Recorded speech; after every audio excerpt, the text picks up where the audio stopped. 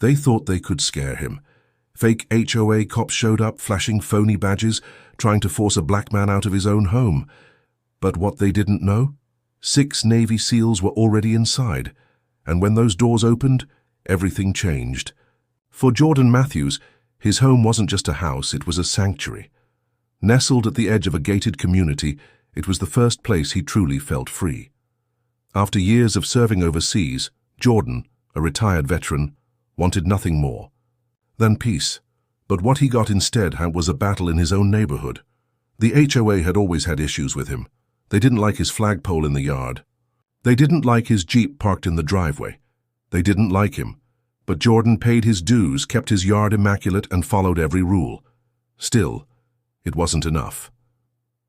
One evening, just as the sun dipped low, Jordan heard a pounding at his door.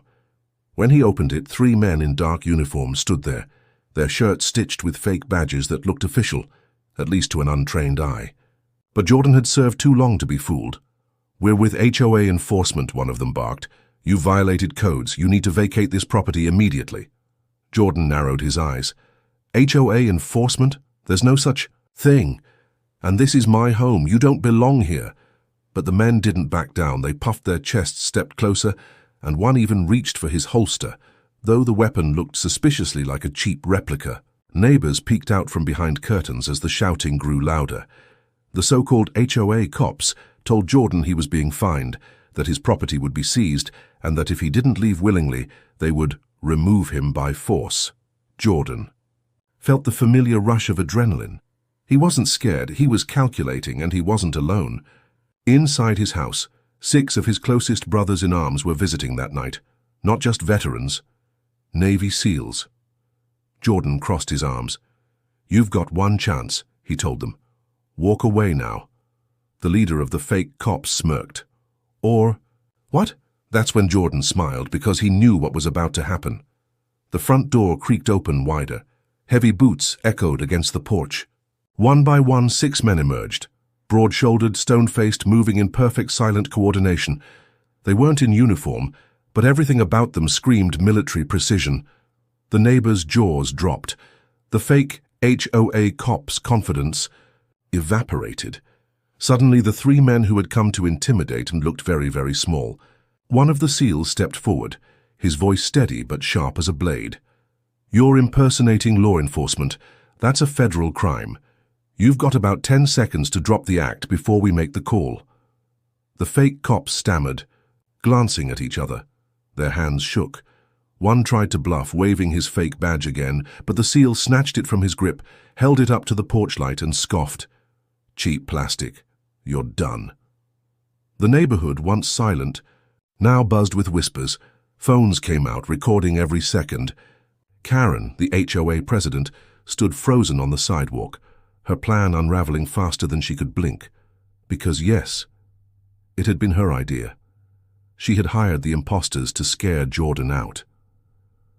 Jordan pulled out his phone and dialed a number. Within minutes, flashing lights lit up the street. Real police this time. Officers stepped out, their demeanor shifting instantly when the SEALs identified themselves and explained what had happened. The imposters were handcuffed on the spot. Their fake badges, fake weapons, and threats were bagged as evidence. Karen screamed, insisting it was a misunderstanding, that she never meant for it to go this far. But it was too late. The next morning, the story spread like wildfire. Local news ran headlines. "Fake cops arrested in HOA sting." Neighbors, who had once sided with Karen, turned against her, horrified at what she had done. And the HOA board scrambled to distance themselves, holding emergency meetings to try and salvage their reputation. But for Jordan, justice wasn't just the arrests. It was the look on their faces when they realized who they had messed with. 6 SEALs standing shoulder to shoulder, unshaken, unafraid, unmovable. That was the real victory. Karen resigned in disgrace within weeks. Fines were overturned. The HOA was sued for harassment, forced to pay damages to Jordan. And the men she had hired? They faced years behind bars for impersonating officers and attempted extortion. As for Jordan, his home remained his. The flag stayed on its pole, the Jeep stayed in the driveway, and the lakefront community that once tried to break him now walked a little more carefully. This story isn't just about one man or one neighborhood. It's about the danger of arrogance, the cost of corruption, and the power of standing your ground. Karen thought fear would win. She thought power came from lies and intimidation.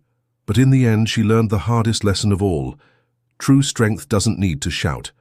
Sometimes it just stands quietly in the doorway, waiting to be seen.